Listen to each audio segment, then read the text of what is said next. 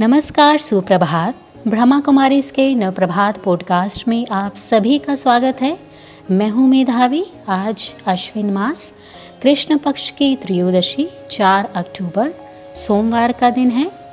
आज आपके समक्ष प्रस्तुत है ईश्वरीय महावाक्यों के संकलन की विशेष श्रृंखला भाग 12।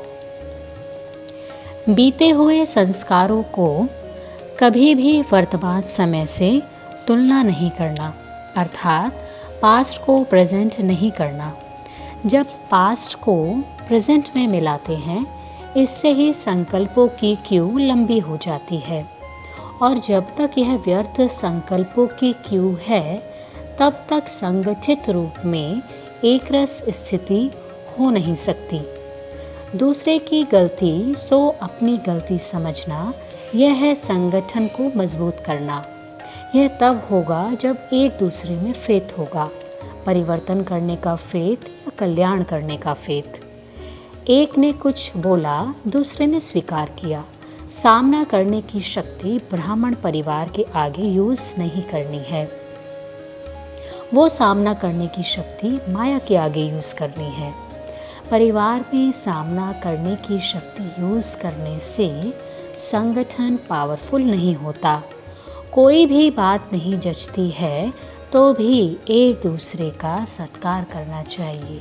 उस समय किसी के संकल्प व बोल को कट नहीं करना चाहिए।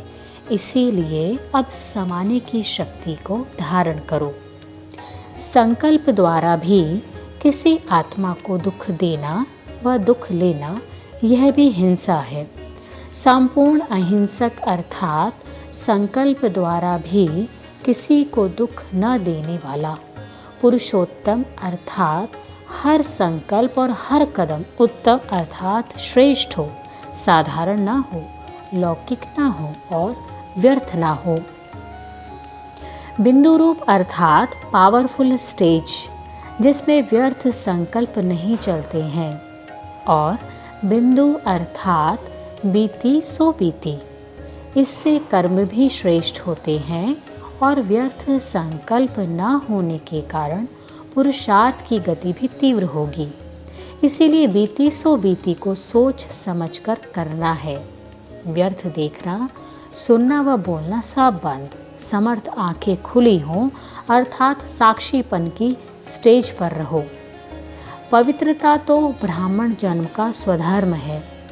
पवित्रता का संकल्प ब्राह्मण जन्म का लक्ष्य और लक्षण है। जिसका निजी लक्षण ही पवित्रता है, उसका विनाश की डेट के साथ कोई कनेक्शन नहीं। यह तो स्वयं की कमजोरी छिपाने का बहाना है। बुद्धि द्वारा बार बार अशरीरीपन की एक्सरसाइज करो, और बुद्धि का भोजन संकल्प है, उनकी परहेज रखो। जिस समय जो संकल्प रूपी भोजन स्वीकार करना हो, उस समय वही स्वीकार करो। सेल्फ कंट्रोल अर्थात जिस समय जैसे चाहे वहाँ बुद्धि लगा सके, तभी महीन बुद्धि बन सकेगी। कमजोरियों को दूर करने का सहज साधन कौन सा है? जो कुछ संकल्प में आता है, वह बाबा को अर्पण कर दो। परखने की शक्ति न होने का कारण बुद्धि की एकाग्रता नहीं है। व्यर्थ संकल्प व अशुद्ध संकल्पों की हलचल है। एक में सर्वरस लेने की एक रस स्थिति नहीं। अनेक रस में बुद्धि और स्थिति डगमग होती है।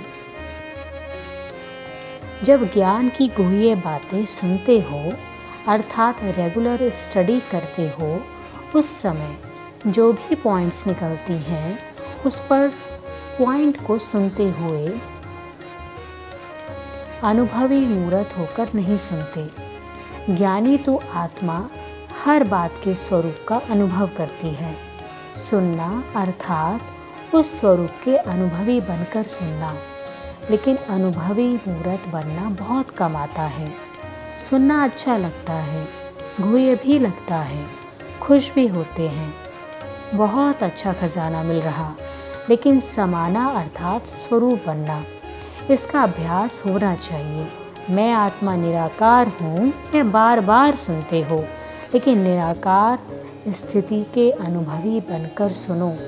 जैसे पॉइंट वैसा अनुभव। परम धाम की बातें सुनो तो परम धाम निवासी होकर परम धाम की बातें सुनो। स्वर्गवासी देवताई स्थिति के अनुभवी बन स्वर्ग की बातें सुनो। इसको कहा जाता है सुनना अर्थात समाना। समाना अर्थात स्वरूप बनना। अगर इसी रीति से मुरली सुनो तो शुद्ध संकल्प का खजाना जमा हो जाएगा और इसी खजाने के अनुभव को बार बार सुमिरन करने सारा समय बुद्धि इसी में ही बिजी रहेगी। व्यर्थ संकल्पों से सहज किनारा हो जाएगा। अगर अनुभवी होकर नहीं सुनते तो बाप के खजाने को अपना खजाना नहीं बनाते, इसीलिए खाली रहते हो, अर्थात व्यर्थ संकल्पों को स्वयं ही जगह देते हो। अब वक्त है आपसे अलविदा कहने का, लेकिन जाते जाते आज का सुविचार। मन में सर्व के कल्याण की भावना बनी रहे, यही विश्व कल्याणकारी आत्मा का कर्तव्य है। आज के पॉडकास्ट में इतना ही। मुझे दीजिए इजाज़त, कल फिर मिलेंगे। तब तक के लिए आप सभी को मेरा सादर प्रणाम। अपना ध्यान रखिएगा। ओम शांति।